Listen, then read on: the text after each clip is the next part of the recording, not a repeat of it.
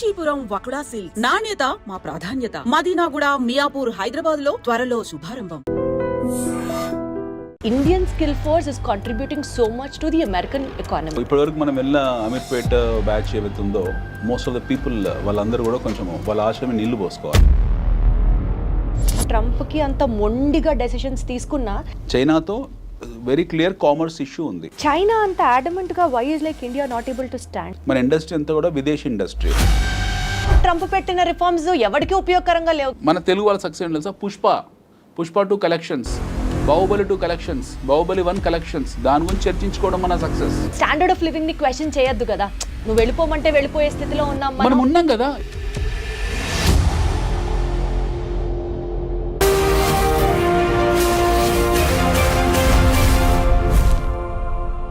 చూడు, ఒక్కవైపే చూడు, ఇంకోవైపు చూడాలనుకోకు. ఇది మీ అందరికీ బాగా తెలిసిన డైలాగే అయినప్పటికీ కూడా ఐ రియలీ విష్ ఇండియన్స్ అందరం ఒకే స్టాండ్ మీదకి వచ్చి ట్రంప్కి మన పవర్ ఏంటో ఈ స్టైల్లో చెప్పాలనిపిస్తూ ఉంటుంది. Because those reforms what he has been introduced are visa మీద రెస్ట్రిక్షన్స్ కానీ ఈ అంశాలన్నింటినీ ఇండియా అండ్ యుఎస్ ఈ టైజ్ ఏదైతే ఉన్నాయో be it in terms of economics or in terms of trade or in terms of whatever XYZ reasons ఇవన్నీ ఎలా effect అవుతాయి లేదా ఎఫెక్ట్ అవుతాయన్న భ్రమలోనే మనం బతుకుతున్నామా? Would it really or seriously make any sense?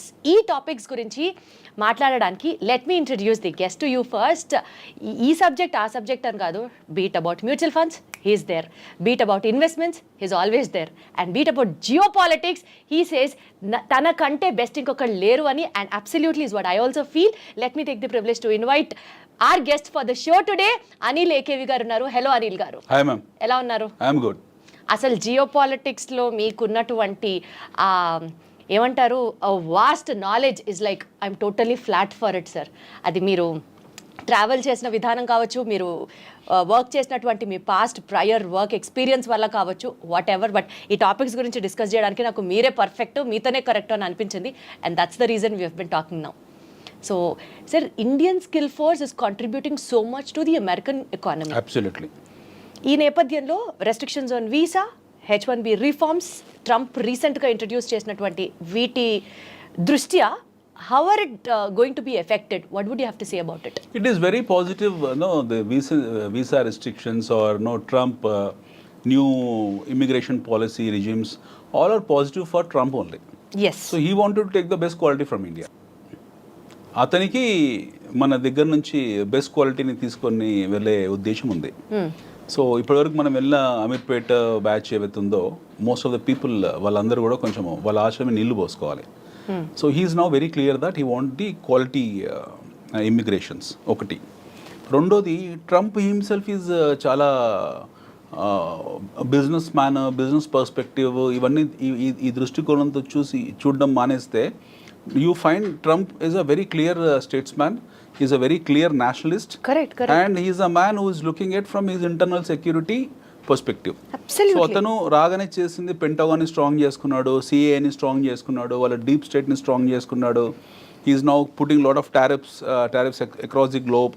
Now immigration policies tight చేశాడు. So అతనికి ఏం మర్సీ లేదు ఈ విషయంలో. He is merciless. I mean, it's very brutal in terms of imposing his ideologies and landmark decisions. So that way it is a benefit to Trump. So you cannot all ఎవరు పడితే వాళ్ళు ఇప్పుడు యూఎస్కి వెళ్ళడానికి. కానీ sir, అంటే మనం ఇప్పుడు Indians కాబట్టి we have that feeling of nationality. Indians అని పంపించేస్తారా, ఇండియాతో ఇట్లా ఆడుకుంటాడా అని అనిపిస్తుంది. కానీ but otherwise Trump always had this, as you said, his mercilessly, his ruthlessly in for his country. America first is his stand always. ఏది ఏమైనా సరే America first, Americans first. America first అనే థియరీ ఇప్పుడు లేదు. మనకు 17th century నుంచి, late 17th century నుంచి America first అనే ఉంది. ఫస్ట్ కోల్డ్ వార్ తర్వాత అమెరికా ఎప్పుడైతే యాజ్ అ నేషన్గా ఫామ్ అయిపోయిందో, అంటే ఫస్ట్ వరల్డ్ వార్ తర్వాత, first cold war and first world war, అమెరికాలో చాలా కోల్డ్ వార్ జరిగాయి. లెట్స్ టేక్ అందరికీ తెలిసింది ఫస్ట్ వరల్డ్ వార్ అనుకుందాం. వాళ్ళు హిరోషిమా, నాగసాకి మీద ఎప్పుడైతే బాంబింగ్ చేశారు, హ్యారీ ట్రూమాన్, అప్పుడే వాళ్ళు అమెరికా ఫస్ట్ అని స్టాండ్స్ తీసుకున్నారు. ప్రపంచ యుద్ధాన్ని చూసిన అతిపెద్ద అగ్రరాజ్యం అది. They have not called it, but they have finished it. ప్రపంచ యుద్ధాన్ని ఫినిష్ చేసిన నేషన్ అది. 2 బాంబులు వేశారు. వాళ్ళ పర్ల్ హార్బర్ దెబ్బతిన్న తర్వాత they went and bombed Hiroshima, Nagasaki 1945 August 6th and 8th. సబ్సిక్వెంట్గా వాళ్ళు తీసుకున్న నిర్ణయం ఏంటంటే అమెరికా ఫస్ట్. మనం ఈ భూమండలం మీద సర్వైవ్ కావాలంటే, జర్మనీని ఎదుర్కోవాలనుకున్న అప్పటికి చైనా లేదు. ఆర్ లాటిన్ అమెరికన్ కంట్రీస్ని ఎదుర్కోవాలనుకున్న బ్రెజిల్, అర్జెంటీనా వాళ్ళకి చాలా పెద్ద శత్రువులు. ఆ టైంలో వాళ్ళని ఎదుర్కోవాలనుకున్న, లేకపోతే యూకేని అప్పటికి వెరీ స్ట్రాంగ్ కంట్రీ బ్రిటన్, వాళ్ళని ఎదుర్కోవాలనుకున్న, లేదా ఆ టైంలో ఉన్న పోర్చుగల్ కానివ్వండి, లేకపోతే స్పెయిన్ కానివ్వండి, ఫ్రాన్స్ని కానీ వీళ్ళని ఎదుర్కోవాలనుకున్న, they have to take American first stance. So American first stance ఆ రోజే తీసుకున్నారు వాళ్ళు. Okay. So when they have taken the stance of America first and they're continuing it. Now ఈ ప్రాసెస్లో ఏమైంది, మీకు ఒక్కొక్క రాష్ట్రపతి అంటే ఒక్కొక్క అధ్యక్షుడు ఒక్కొక్క నిర్ణయాలు తీసుకున్నాడు. అక్కడ కొన్ని కెనడీ వచ్చాడు, సంస్కరణలు తీయాలనుకున్నాడు, కెనడీని అర్ధాంతరంగా చంపేశారు, హీఈస్ గాన్. రొనాల్డ్ రీగన్ వచ్చాడు, రొనాల్డ్ రీగన్ కొన్ని రిఫార్మ్స్ డిసిషన్స్ తీసుకున్నాడు, తర్వాత ఆయన రిటైర్ ఆయన వెళ్ళిపోయారు. దాని తర్వాత వీ హ్యావ్ సీన్ ఒబామా. ఆ టైంలో మొత్తం ప్రపంచం ఉత్పాదన జరిగింది in terms of subprime crisis. They lot of money, oil money యూఎస్కి వెళ్ళడము, అదంతా కూడా యూఎస్ బాండ్స్లోకి వెళ్ళడము సబ్ప్రైమ్ అంటే వాళ్ళు బారింగ్ రేట్ కన్నా ఎవ్రీబడి నోస్ దట్. వాళ్ళ ఆ క్రైసిస్లోకి వెళ్ళడము. దెన్ ఒబామా కేర్ ఇలాంటివన్నీ తీసుకొచ్చారు, బెయిల్అవుట్ ప్యాకేజ్ పెట్టారు. దెన్ వాళ్ళ ప్రమేయం లేకుండా involuntarily they made their economy as a paper economy. Nixon time నుంచి US is in what you call is become more or less paper economy. యుద్ధ వాతావరణం ఎప్పుడు సృష్టించుకుంటూ వచ్చారు. Now finally what happened, the transparency of classified information ఉన్నంత వరకు it is a paper economy. $50-60 trillion డెట్స్లో ఉన్న ఎకానమీ అది. సో అమెరికా కాంపౌండెడ్ మొత్తం ప్రపంచంలో ఉన్న అప్పులన్నీ వేసుకుంటే 30% అప్పు is from America only. 30% America ప్రపంచ. How does it claim to be like super natural power అన్నట్టు ఎట్లా ఫీల్ అవుతుంది? సూపర్ పవర్ ఎందుకు ఫీల్ అవుతుంది? Super global power. Super global power. వాళ్ళు గ్లోబల్ పవర్ కాబట్టి వాళ్ళు ఎందుకు గ్లోబల్ అవుతుందంటే వారు global power. How power comes, power ఎలా వస్తుంది మీకు? ఆర్మ్స్ అండ్ అమ్యునిషన్స్ ఎక్విప్మెంట్తోనే వస్తుంది. అంటే ఆస్తుల కన్నా అప్పులు తక్కువ ఉండాలి. ఆస్తుల కన్నా అప్పులు తక్కువ ఉన్నా సరే అప్పుల కన్నా ఎక్కువ ఆయుధాలు ఉన్నాయి వాళ్ళ దగ్గర. అది that makes America stand out unique. Yes, వాళ్ళ దగ్గర ఆయుధాలు ఎక్కువ ఉన్నాయి. America has got all warfare equipment toys with them. So వాళ్ళ దగ్గర లేని ఆయుధాలు అంటే ఏమీ లేవు. వాళ్ళు దాన్ని ఎప్పుడు ప్రయోగిస్తూనే ఉంటారు. ఐ థింక్ అందుకని నేను అనుకుంటా అండి, ట్రంప్కి అంత మొండిగా డెసిషన్స్ తీసుకున్నా they are always super confident that they have the best ఈ వార్ఫేర్కి సంబంధించి they are always in ahead కాబట్టి వాళ్ళకి కాన్ఫిడెన్స్ వస్తుందేమో అనిపిస్తుంది. వాళ్ళ కాన్ఫిడెన్స్ రావడానికి 3-4 కారణాలు ఉన్నాయి. వాళ్ళ తాలూకు డీప్ స్టేట్ సిఏఏ వెళ్ళని ప్రాంతం అంటూ లేదు. ఫర్ ఎగ్జాంపుల్ వాళ్ళకి ఎవరితో ఇష్యూస్ ఉన్నాయి, ట్రంప్కి ఇప్పుడు ఎక్కువ ఇష్యూస్ చైనాతో ఉన్నాయి. చైనాతో వెరీ క్లియర్ కామర్స్ ఇష్యూ ఉంది, ట్రేడ్ అండ్ కామర్స్ ఇష్యూ ఉంది. వాళ్ళు టారిఫ్ ఎక్కువ పెట్టింది చైనాకు. ఎందుకంటే ఇప్పుడు China if suppose China is exporting close to about 3.9 trillion to America, versus America is exporting 2.9 trillion. So వాళ్ళ ట్రేడ్ డెఫిసిట్ ఆల్మోస్ట్ ఒక 30% ఒక చైనాతోనే ఉంది. సో డెఫినెట్గా వాళ్ళు చైనాని టార్గెట్ చేశారు, చైనా మీద టారిఫ్ పెట్టారు. దానికి కౌంటర్ టారిఫ్ చైనా కూడా పెట్టింది. మా వస్తువులు మీరు కొనకపోతే మా నష్టం లేదు, మాకు కొనుక్కోవాలంటే ఈ రేటుకు కొనుక్కోవాలని వాళ్ళు పెట్టారు. They have taken the stands. They are also very strong. Now Trump is not sparing any one in terms of tariffing. ఇప్పుడు we have to understand 2 things. What is America at this point in time? America is the greatest importer of goods and services across the globe. వాళ్ళ దగ్గర వాళ్ళు ఏం export చేస్తున్నారు ప్రపంచానికి అంటే they are exporting the army products. ప్రపంచం మొత్తాన్ని కూడా ఆర్మీ ప్రోడక్ట్స్ ఎక్స్పోర్ట్ చేస్తున్నారు. 1 ఐటీ ప్రోడక్ట్స్ ఎక్స్పోర్ట్ చేస్తున్నారు. 2 ఆటోమొబైల్ ఎక్స్పోర్ట్ చేస్తున్నారు. 3 సో ఈ 3 లేకుంటే ప్రపంచం బ్రతకదా అంటే బ్రతుకుతుంది, హ్యాపీగా బతుకుతుంది. ప్రపంచానికి వచ్చిన నష్టం ఏం లేదు. Whether America exist or not doesn't matter for the world. America లేనప్పుడు కూడా ప్రపంచం ఉంది, అమెరికా తర్వాత ప్రపంచం ఉంటుంది.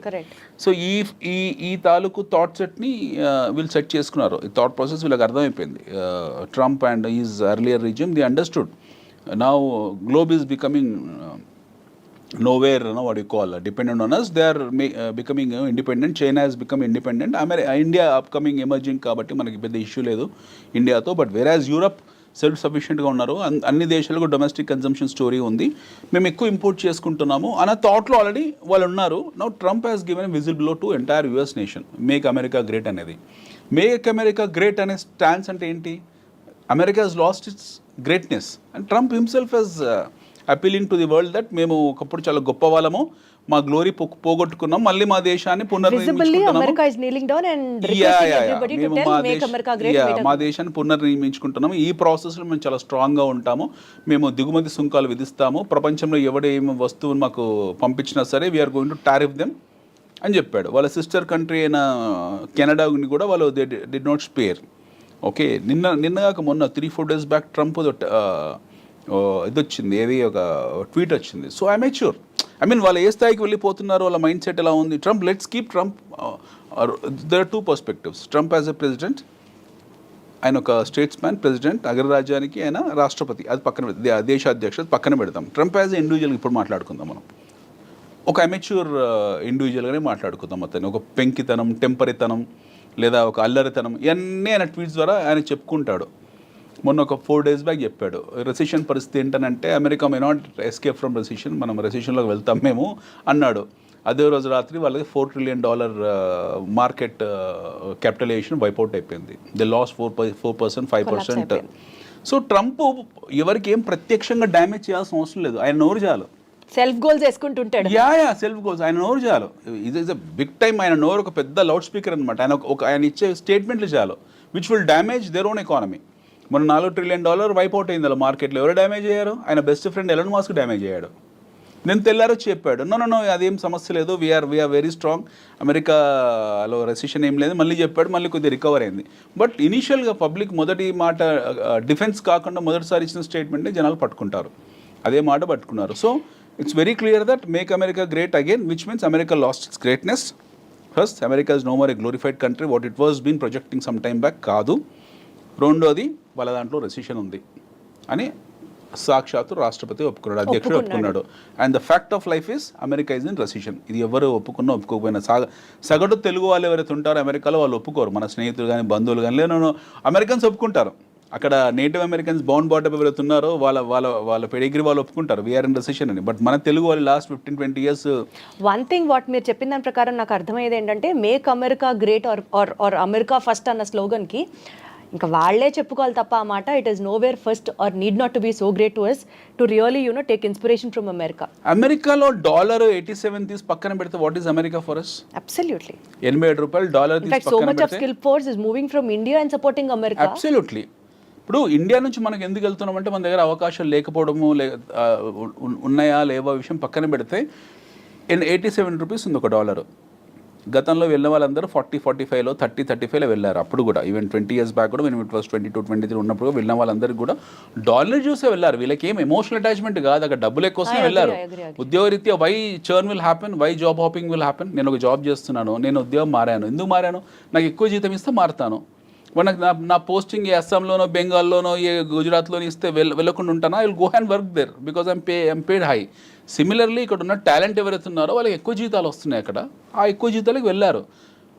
ఆ వెళ్ళిన ప్రాసెస్లో కొన్నాళ్ళ తర్వాత ఏంటంటే ఎక్కువ జీతానికి వెళ్ళారు, ఎక్కువ కష్టపడ్డారు, అమెరికన్ ఎకానమీని నిలబెట్టారు కూడా. ఎక్కువ కష్టపడ్డం మనం చూడలేదు కాబట్టి మనం కామెంట్. ఎక్కువ కష్టపడ్డం అంటే అదే యాక్చువల్గా పనిచేసి ఇండియాలో ఎక్కువ కష్టపడాలి కంపారిటివ్లీ.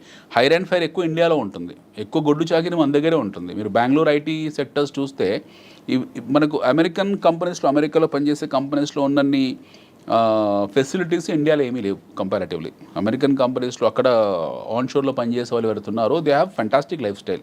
వాళ్ళ హెచ్ఆర్ పాలసీలు కానివ్వండి, వాళ్ళ ఇంటర్నల్ సెక్యూరిటీస్ కానివ్వండి, ఎంప్లాయీ కేర్ కానివ్వండి, లేకపోతే వాళ్ళ వర్క్ లైఫ్ బ్యాలెన్స్ కానివ్వండి, కంపారిటివ్లీ మనం నోవేర్.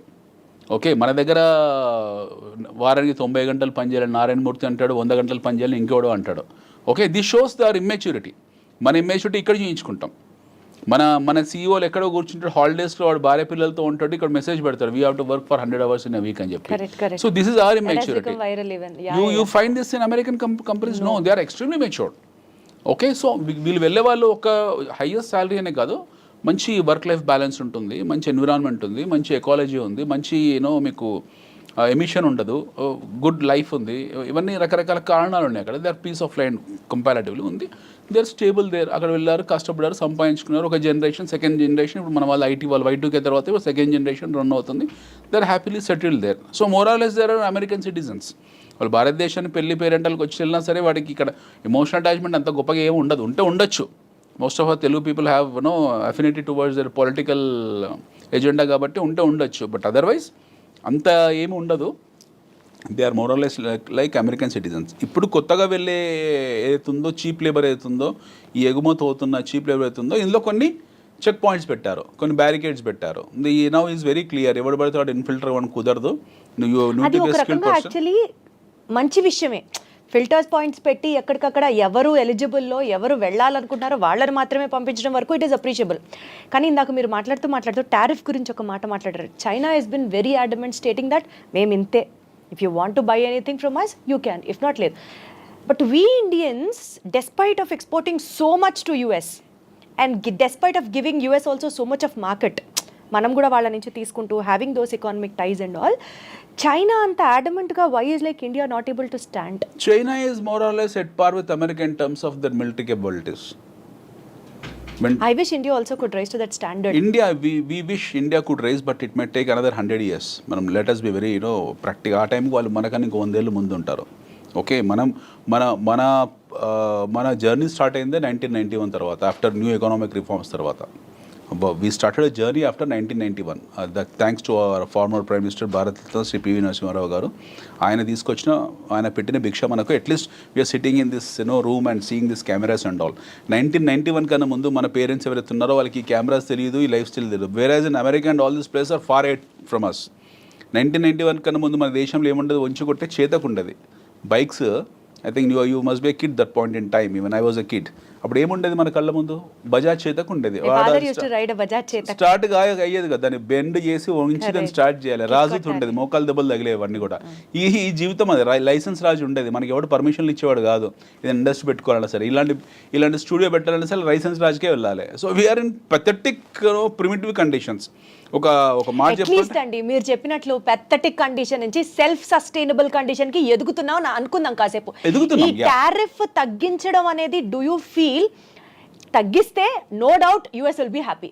పాయింట్ నెంబర్ 2, ఇండియాలో కూడా ఎక్కువ అమెరికన్ బ్రాండ్స్ రావడం కానీ, ఆర్ ఇప్పుడు మన లోకల్ బ్రాండ్ వెహికల్ వాడడం కన్నా we would be always incline to use another branded vehicle from which is exported from other country or kinds like that. This a human tendency what we're talking about.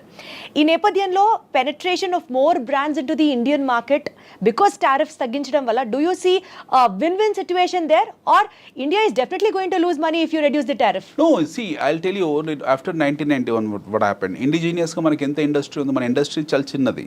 Be it automobile, be it FMCG, be it bar and textile. Recently we are now becoming very strong in terms of our pharmaceutical. Otherwise మన industry అంతా కూడా విదేశీ industry. It's all foreign. Hindustan level నుంచి మొదలు పెడితే మనం Nestle వరకు, Cadbury chocolate వరకు కూడా విదేశీ ఇండస్ట్రీ. విదేశీ ఇండస్ట్రీ మనకి ఏం కొత్త కాదు. We people think that Pond's powder is from India. Standing that support local people should be. ఇప్పుడు మన వాళ్ళు రీసెంట్ గా ఆత్మనిర్భర్ భారత్ తీసుకొచ్చి రీసెంట్ గా ఇనిషియేట్ చేశారు, which is a very good initiative, which is been done about 2-3 years back. But prior to that Atmanirbhar Bharat ఇంకా full take off కాలేదు. But prior to that or at this point in time మన ఒంటి మీద వస్తువులు, ఈ కెమెరాలు, settings, everything is imported.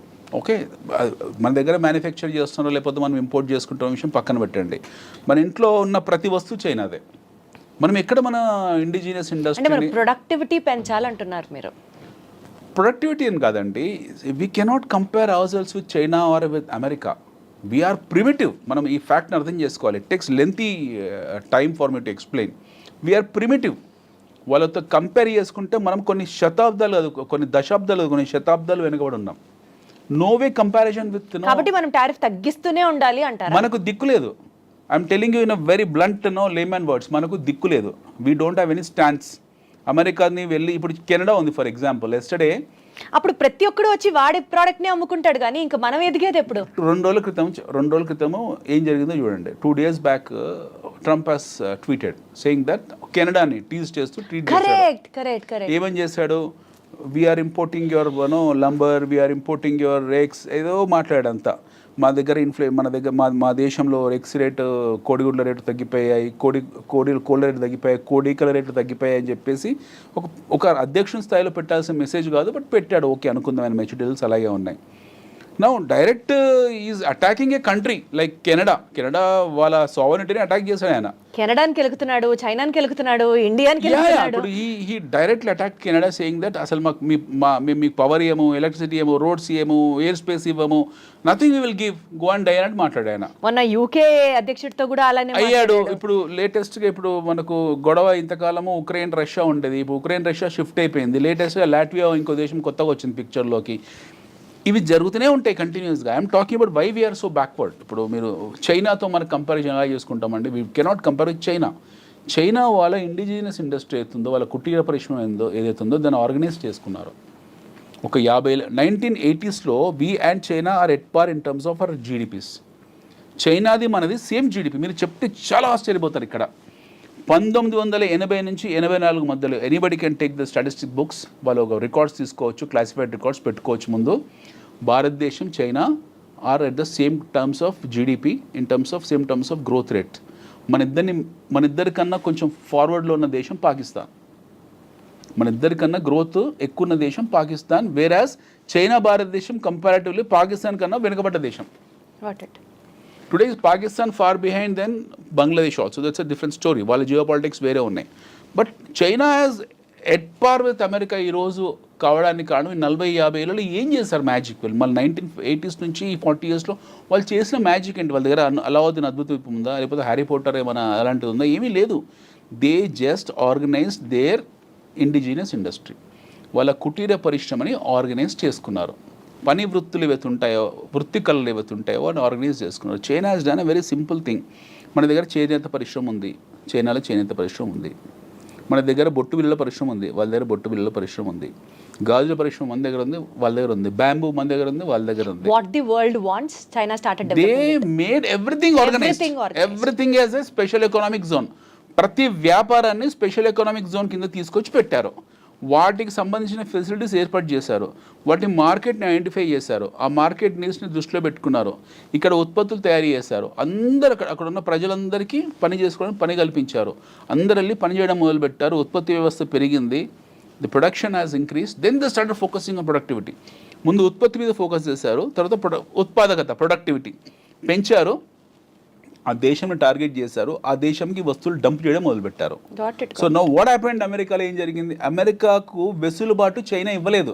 వాడు సొంతంగా పరిశ్రమ పెట్టుకునే అవకాశాన్ని చైనా వాడు ఇవ్వలేదు. They made American to get use to Chinese products. Chinese వస్తువుల్ని వాళ్ళు అలవాటు పడేలా చేసేసారు కంప్లీట్గా. చైనా లేకపోతే అమెరికా లేదు ఈరోజు in terms of goods and services, at least in goods. So he could be as adamant as possible.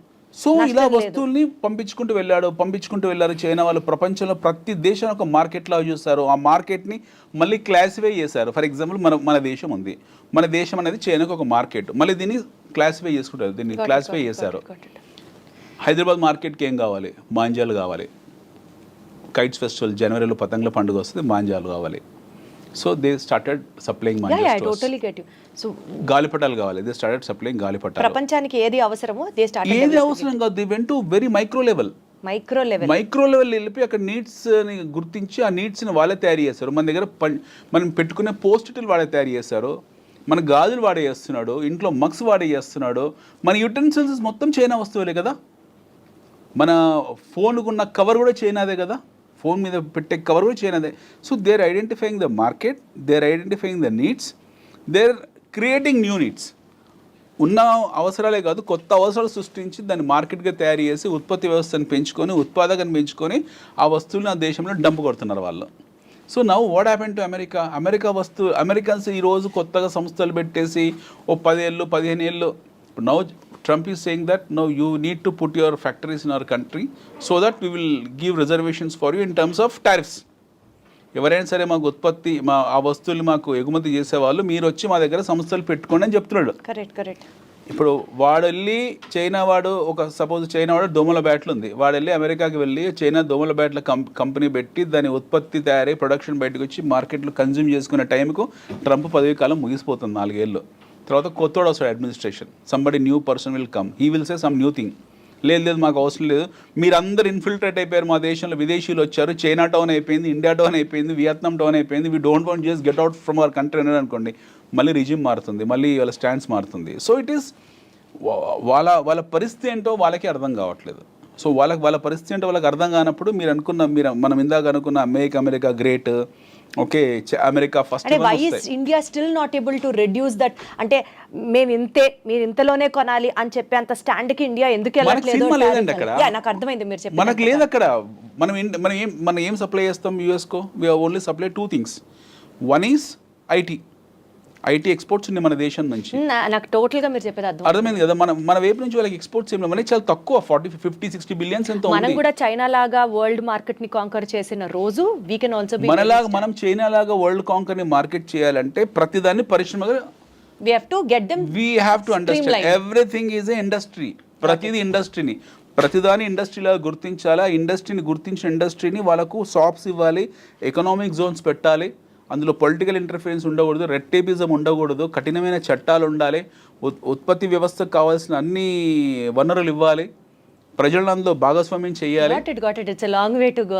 అందుకే నేను మనకు పాసిబుల్ కాదని, మనమున్న మల్టీ పార్టీ సిస్టమ్. కానీ అండి ఇప్పుడు మనం ట్రంప్స్ రిఫార్మ్స్ గురించి మాట్లాడుతూ on visas, but one thing మనం డెఫినెట్లీ మాట్లాడుతీరాలి, గోల్డెన్ వీసాస్, గోల్డెన్ కార్డ్స్ 42 కోట్లకు $5 million గోల్డెన్ కార్డ్ ఇస్తున్నాడు. వెళ్ళొచ్చు, మీ దగ్గర డబ్బులు ఉంటే మీరు వెళ్ళండి హ్యాపీగా. నా దగ్గర డబ్బులు నేను వెళ్తాను 42 కోట్లకు పెట్టుకుని. అంటే డబ్బున్న వాళ్ళు వెళ్తున్నారు, భారతదేశంలో డబ్బున్న వాళ్ళందరూ అమెరికా వెళ్ళిపోతే మరి మన పరిస్థితి ఏంటనేది ఒక పాయింట్. భారతదేశంలో డబ్బున్న ప్రతి ఒక్కడు వెళ్ళిపోతే రేపు టెర్రరిస్టులు వెళ్ళిపోతే వెళ్తున్నారు కదా. ఇప్పుడు అమెరికాలో టెర్రరిస్టులు ఏం కొత్తగా కదా. ఏ రకంగానూ ట్రంప్ పెట్టిన రిఫార్మ్స్ ఎవరికి ఉపయోగకరంగా లేవు కదా. Is what I wanted to tell you. See, the question is, the idea of gold card is he wanted to have all the wealthy people in his country, wealthy people in his country, so that they can go and establish their establishments and start producing and contributing to American economy. Yes, adi it's a nationalistic it is approach. His master brain for America.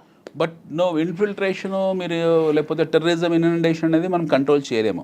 అమెరికాలో ఈరోజు check లిస్టులు కొత్తగా లేదు. మనకు 2001 10/11 కూడా happen. Twin టవర్స్ని cool చేశారు, అప్పుడు కూడా ఉన్నాయి వీళ్ళకు కట్టుటమే ఉన్నాయి. But still you have that flights going and doing that kamikazes కూల్ చేశారు. ట్విన్ టవర్స్ని పెంటగాన్ మీద కూల్ చేశారు. అమెరికా ఎప్పుడు ప్రత్యక్షంగా యుద్ధాలు చేసింది ఏమీ లేదు, గెలిచింది ఏమీ లేదు. ఆఫ్ఘనిస్తాన్లో ఓడిపోయింది, వియత్నాంలో ఓడిపోయింది. America never had a track record of winning a war. They one the wars on praxis.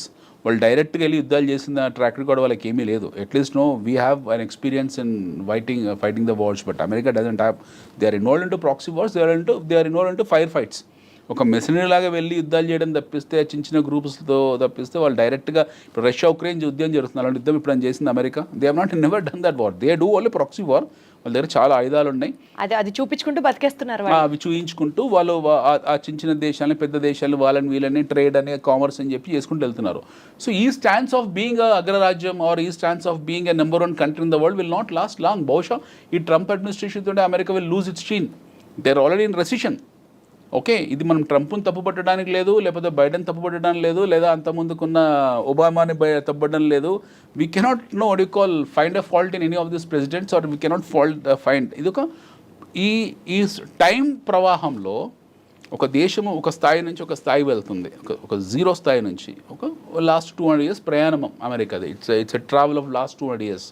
So zero నుంచి వాళ్ళు ఒక X1 X10 స్టేజ్కి వచ్చారు. ఇది ఒక పెద్ద ప్రహాసనము, ఒక ప్రయాణము లేదా పరిణామక్రమము. వీళ్ళు ఒక సాచురేషన్కి వచ్చారు. We need to understand from statistical point of view. ఒక సాచురేషన్కి వచ్చారు. ఈ లాస్ట్ 20 years 25 years నుంచి ఏం జరుగుతుంది, వీళ్ళు ఇక్కడ ఇబ్బంది పడుతున్నారు. ఈ ఎండ్ పాయింట్లో, ఈ లాస్ట్ పాయింట్లో వాళ్ళు ఇబ్బంది పడుతున్నారు. They are suffering. Now either they have to consolidate there and further take off, or they have to come back. So మాలాంటి వాళ్ళు అంటే కొంతమంది ఎవరైతే ఉంటారో బేసిక్ కామర్స్ తెలిసిన వాళ్ళు అర్థం చేసుకునేది ఏంటంటే, America has competition. America is not a independent country. America has competition. America is a competition from China. China నుంచి అతిపెద్ద కాంపిటీషన్ అమెరికాకు ఉంది. China is a cash user country, చాలా డబ్బున్న వాళ్ళు. అండ్ ఇప్పుడు మారుతున్న జియో పాలిటిక్స్ ఏవైతే ఉన్నాయో, రష్యా మళ్ళీ పిక్చర్లోకి రావడము. I don't surprise tomorrow Zelensky goes and speak to Putin and becomes friends. వాళ్ళిద్దరు మళ్ళీ ఎప్పటిలాగా పాత స్నేహితులు అయిపోయినా ఆశ్చర్యపోవాల్సిన అవసరం లేదు. మనం ఇందులో పర్మనెంట్ ఎనిమీస్, పర్మనెంట్ ఫ్రెండ్స్ అంటే ఎవరు ఉండరు. Nothing is fair in war and love. వీళ్ళు ఎవరు ఎప్పుడు శత్రువులు అవుతారో, ఎప్పుడు మిత్రులు అవుతారో మనకు తెలియదు. డెఫినెట్గా అమెరికన్ కౌంటర్ డిఫెన్స్ ఈ కౌంటర్ డిఫెన్స్ చేయడానికి రష్యా, చైనా ఒక అలయన్స్ కింద మారచ్చు. యాజ్ వీఆర్ ఇన్ బ్రిక్స్, మనకు క్వాడ్ ఒకటి సపరేట్గా ఉంది, we're in BRICS also. So he's attacking BRICS, is attacking నాటోని తిడుతున్నాడు. ఇప్పుడు we will not spend no money on you, మేమే ఖర్చు పెడుతున్నామని నాటోని అన్నాడు. సో నాటోని ఆల్మోస్ట్ బహిష్కృత పనిచేశాడు. నవ్ ఈస్ టాకింగ్ అబౌట్ బ్రిక్స్కు వాల్యూ లేదు అన్నాడు. Quad, we're part of Quad. ఏదైతే క్వాడ్ డైలాగ్ ఉందో అందులో we're part. Even America, Japan, Australia and India is part of that Quad. So దీని గురించి ఇంతవరకు ఏం మాట్లాడలేదు. So every day you are finding some funny activities across the world. So Trump వచ్చిన తర్వాత బ్యూటిఫుల్ ఎంటర్టైన్మెంట్ జరుగుతుంది, మనకు అద్భుతమైన ఎంటర్టైన్మెంట్ జరుగుతుంది. అంతకుముందు లేదని కాదు, అంతకుముందు చెప్పేవాళ్ళు కాదు ఎవరు కూడా. ట్రంప్ నోటి దూర్స్ వల్ల ఏంటంటే ఈ himself will tell everything, advance చెప్పేస్తాడు అన్నీ కూడా. ఆయన ముందే అన్ని చెప్పేస్తాడు. సో దాని తాలూకు గందరగోళాలు, ఆ వాలటాలిటీ అనేది మనకి ఎప్పుడు కనపడుతూ ఉంటుంది. ఈ వచ్చే 3.5-4 సంవత్సరాల ట్రంప్ అడ్మినిస్ట్రేషన్లో will see wonderful and entertainment చూస్తూ ఉంటాం మనం, ఇమ్మెచ్యూర్ ఎంటర్టైన్మెంట్. బట్ దాని తర్వాత ఎలా ఉంటుంది? ఆఫ్టర్ తర్వాత మాగా అయిపోతుంది, తర్వాత ట్రంప్ ఇదే లాస్ట్ టర్మ్, తర్వాత అమెరికా ఎలా ఉంటుంది అనేది నన్ ఆఫ్ అవర్ బిజినెస్. మనం చూడాల్సింది భారతదేశము, we have natural resources, we have human capital. దీన్ని ఆర్గనైజ్ ఎలా చేసుకోవాలి, we need to focus on how we need to organize, how we need to counter at least growing economics like China. America దూరికి బాత్, America చాలా దూరం ఉన్నకు, at least China స్థాయికి మనం వెళ్ళాలి. అందులో 10%, 20%, 30% స్థాయికి ఎలా వెళ్ళాలి, మన ఇండస్ట్రీని ఎలా ఆర్గనైజ్ చేయాలి, మన యువతకు ఎలా ఉపాధి కల్పించాలి, ఇవి చేయాలి. బట్ మనం అది చేయట్లేదు. మన మినిస్ట్రీ ఆఫ్ ఫైనాన్స్ ఎవరైతే ఉన్నారో వాళ్ళు ఈ పేర్లు ఇప్పుడు నీతి ఆయోగ్, ఎవరికైనా తెలుసా నీతి ఆయోగ్ అంటే ఏంటో? ఓకే, ఎకనామిక్ అఫైర్స్ పేర్లు మార్చుకుంటూ వెళ్తారు, ఎవరికి తెలియదు. ఇప్పుడు సడన్గా Nirmala Sitharaman our finance minister has increased short term capital gains, long term capital gains. దానివల్ల ఏం ప్రయోజనమో చెప్పగలుగుతారు, వాళ్ళు చెప్పలేరు. సో చాలా శేష ప్రశ్నలు ఉన్నాయి మన దగ్గరనే. We have lot of confusion with in our system. మన దేశంలో చాలా కన్ఫ్యూజన్ ఉంది. We are not a matured country though, but still we can make it little mature comparatively. But అది కూడా చేసుకోలేకపోతున్నాం మనం. అంటే ఇప్పుడు ఈ లాస్ట్ 10 ఏళ్లలో మన ప్రగతి చూడలేదా, మనము ఆత్మనిర్భర్ భారత్ చేయలేదా, లేకపోతే రోడ్లు వేసుకోలేదా, హైవేస్ వేసుకోలేదా, ఇవన్నీ సిల్లీ థింగ్స్. ఇది కాదు, ఇంతకన్నా బియాండ్ వెళ్ళాలి, ఇంతకన్నా బియాండ్ వెళ్ళే స్కోప్ ఉంది మనకి. If you start compare yourself, then is a problem. నాతో నేను పోటీ పడితే నాకు సమస్య, బట్ నేను మీతో పోటీ పడాలనుకుంటున్నాను. నేను మీతో పోటీ పడాలనుకున్నప్పుడు నేను మీలాగా పరిగెత్తాలి. You are at 100 speed, I'm at 20 speed. So if I wanted to come near to you, I have to run at 200 speed. మీరు 100లో ఉన్నారండి, నేను 20లో ఉన్నాను. నేను మిమ్మల్ని 100లో చేరాలంటే నా 20 గేర్ అనేది 200 గేర్కి వెళ్తా, కానీ మీ దగ్గర రాలేను నేను. బట్ నేనే ఇంతసేపు నాతో నేనే పోటీ పడుతున్నాను, ఇంకెక్కడ అవుతుంది? సో మనం మన గురించి గొప్పగా చెప్పుకోవడం, మన చరిత్ర గురించి గొప్పగా మాట్లాడుకోవడము, లేకపోతే సినిమాల గురించి అద్భుతంగా మాట్లాడుకోవడం. We have struck up at Pushpa, we have struck up at Pushpa 2, we have struck up at Baahubali, we have struck up at Chhaava, we have struck up at some glorified movies. మన ఇంతకన్నా బియాండ్గా వెళ్ళట్లేదు. మన సమస్య ఏంటంటే మన దేశంలో 90% of the people on social media talks about the collection of Pushpa. వాడికి ఇస్తారా ఏమైనా డైరెక్టర్ వచ్చి, ఆ ప్రొడ్యూసర్ ఫ్రీ టికెట్ ఇస్తాడా? Who cares all this?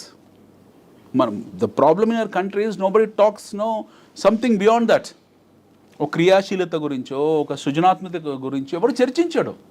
ఎవరో అప్పుడప్పుడు once in a while A physics వాళ్ళ అనే కంపెనీ వస్తుంది, వన్స్ ఇన్ ఏ వైల్ ఒక ఓయో లాంటి కుర్రాడు వస్తాడు, once in a while 5paisa.com లాంటి కుర్రాడు వస్తాడు, once in a while some people will come and create some bench marks and they become celebrities. అంతకన్నా బియాండ్ లేదు కదా. You tell me one thing, మన 2 తెలుగు రాష్ట్రాల్లో గత 10 సంవత్సరాలు ఒక ఎంటర్ప్రెన్యూర్ చూపించండి.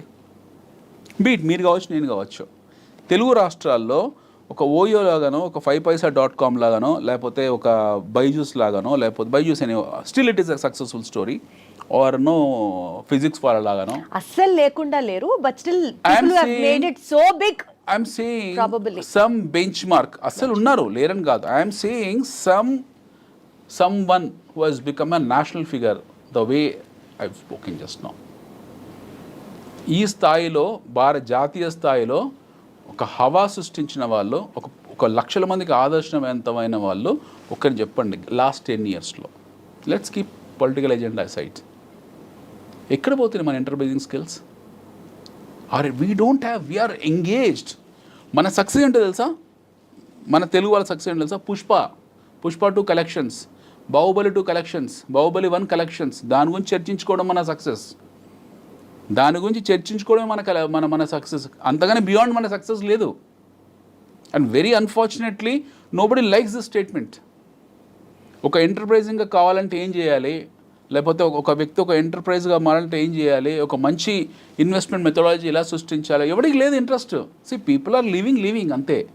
వస్తున్నాయి డబ్బులు, సంపాదిస్తున్నాము, భూముల ధరలు పెరుగుతున్నాయి. ఓ ఎకరం భూమి సడన్గా 20 కోట్లు అయింది, అమ్మేసాము. యాక్చువల్లీ అనిల్ గారు, యుఎస్ ఎస్పెషలీ ట్రంప్ విధానాలు భారతీయుల్ని ఏ రకంగా ఇన్ఫ్లుయెన్స్ చేస్తున్నాయి, ఎలా మనకి ఇబ్బంది ఉంటుంది అన్న అంశం గురించి చర్చించుకుంటున్న భాగంలో మనమే సెల్ఫ్ క్రిటిసైజ్ చేసుకుంటూ ఆగిపోతున్నాం అన్న అంశం దగ్గర ఆగి అట్లీస్ట్ మనం ఇక్కడి నుంచి ముందుకెళ్ళాలి, మనం స్ట్రీమ్ లైన్ అవ్వాలి. ప్రశ్న ఇప్పుడు ఏంటి, మనం ఎందుకు మన టాలెంట్ రిటెన్షన్ బెస్ట్ క్వాలిటీ అంటే ఈరోజు వేరే దేశం మన స్టాండర్డ్ ఆఫ్ లివింగ్ ని క్వశ్చన్ చేయొద్దు కదా.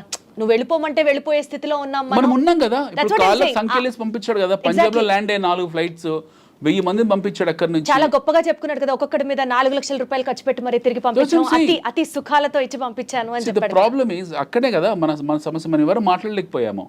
యుద్ధ ఖైదీలను కూడా గౌరవించడానికి ఆమ్నెస్టీ కొన్ని రూల్స్ పెట్టింది. ఒక 2 దేశాల మధ్య యుద్ధం జరుగుతుంది. యుద్ధం జరిగినప్పుడు ఖైదీని బంధిస్తారు. ఆ ఖైదీ కూడా గౌరవించి, అతను కూడా మనిషి, ఒక దేశం తరఫున పోరాడుతున్నాడు. ఇతనికి ఈ దేశానికి శత్రువు కావచ్చు, బట్ ఇంకో దేశం. సో ఒక యుద్ధ ఖైదీకి ఇవ్వాల్సిన గౌరవం కూడా ఈ రాంగ్ ఇమ్మిగ్రేట్స్ అని పంపించిన వాళ్ళకి ఇవ్వలేదు. So that's they stands because they should. వాళ్ళు డబ్బున్న వాళ్ళు, వాళ్ళకి ఆయుధాలు ఉన్నాయి, వాళ్ళకు పెద్ద దేశం కాబట్టి వాళ్ళు అలాగే ప్రవర్తిస్తున్నారు. మనం చేయాల్సిందండి, either you want to be like India or you want to be like America. We have only choice అంతే. So America will not become India. వాళ్ళు ఎట్లా America wanted to become. There are always of India becoming in America or India competing with China. Absolutely. మనం చేయాల్సింది ఒకటి ఏంటంటే at least మనం చైనాకి దగ్గరికి వెళ్ళాలి. అమెరికా కొంచెం దూరమైన కల్పన అది, బట్ మనం చైనా దగ్గరికి వెళ్ళాలంటే ఆర్గనైజ్ చేసుకోవాలి. లేకపోతే బైడెన్ లాంటి వాళ్ళు మళ్ళీ రేపు 1000 మందిని పంపిస్తారు, ఇంకో 1,00,000 మంది పంపిస్తారు. సో వాళ్ళు అగ్రదేశమైనటువంటి అమెరికా చేస్తున్నటువంటి రిఫార్మ్స్ మీద ఆధారపడి మన భవిష్యత్తుని మనం డిసైడ్ చేసుకోవడం కాకుండా ప్రాబబల్లీ మనమే ఆ position where we will be unbeatable or unshakable or unstoppable కి రీచ్ అయితే, లైక్ యాజ్ యూ సెట్, అది ఓవర్ ప్రాసెస్ ఆఫ్ 100 years కావచ్చు, 150 years కావచ్చు, whatever it is. If at all not lately we realize the importance of becoming a superpower, definitely things going to be in a still more better way is what I have understood after talking to you. Yes. Thank you so much, Anil garu. Thanks, Thank you.